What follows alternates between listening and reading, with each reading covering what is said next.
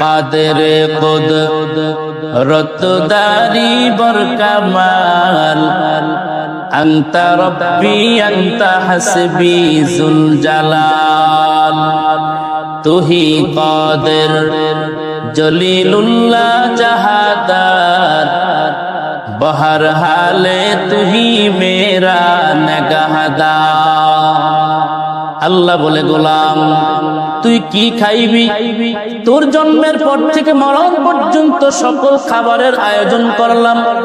তোর বাবা আয়োজন করে নাই, তোর মা আয়োজন করে নাই, তোর বন্ধু আয়োজন করে নাই, দুনিয়ার কেউ আয়োজন করে নাই, সব আয়োজন করলাম আমি আল্লাহ।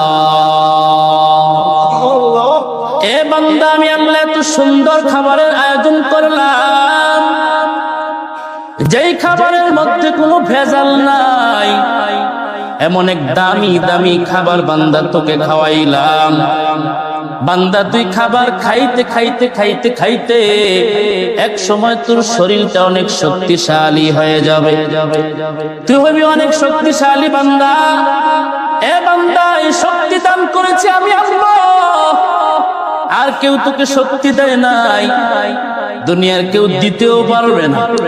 কারণ দুনিয়ার মানুষের ক্ষমতা যেখানে গিয়ে শেষ হয়, ওইখান থেকে মাত্র আমার আল্লাহর কুদরত শুরু হয়ে যায়।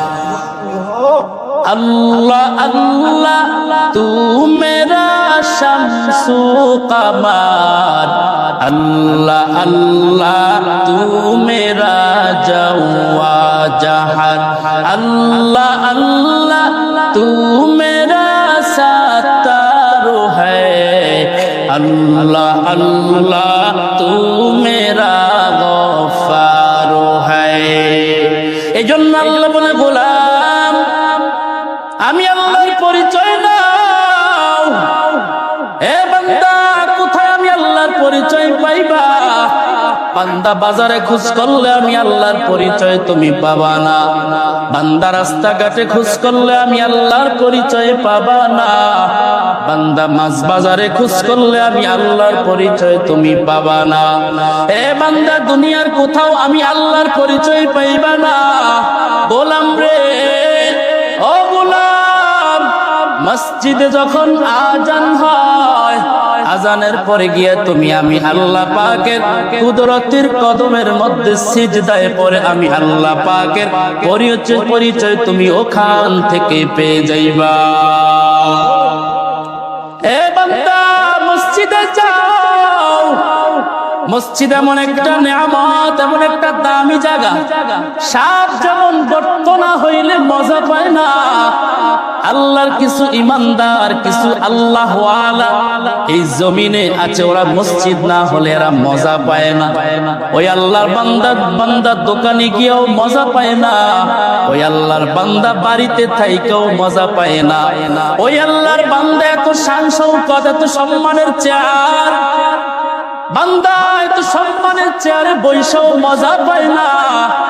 আজান হইলে দেখবেন কিছু আল্লাহর বান্দা আপনি ওনাকে রশি দিয়া বাইধাও রাখতে পারবেন না। আল্লাহর বান্দা কোটি কোটি টাকার মালিক, গাড়ির মালিক, বাড়ির মালিক, সম্মানের মালিক, কিছু অভাব নাই। আল্লাহর গোলাম চিন্তা করে দেখলো আমার গাড়ির অভাব নাই, আমার বাড়ির অভাব নাই, আমার সম্মানের অভাব নাই, আমার সন্তানের অভাব নাই, আমার যেটা অভাব আছে সেটা হলো আমার আল্লাহ। আমি আমার সব পাইলাম, কিছু আল্লাহকে পাইলাম না।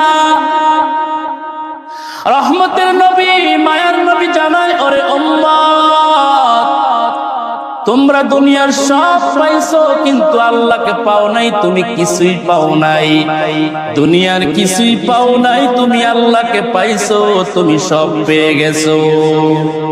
এজন্য ভাই, আল্লাহকে যদি পেতে চাও বান্দা মসজিদে ছুটে আসো, মসজিদে আইসা নামাজ আদায় করো, কান্নাকাটি করো, আর বলো আল্লাহ আপনি আমাকে ক্ষমা করে দেন, ও আল্লাহ আপনি আমার নামাজ কবুল করেন, রুকু সিজদা কবুল করেন।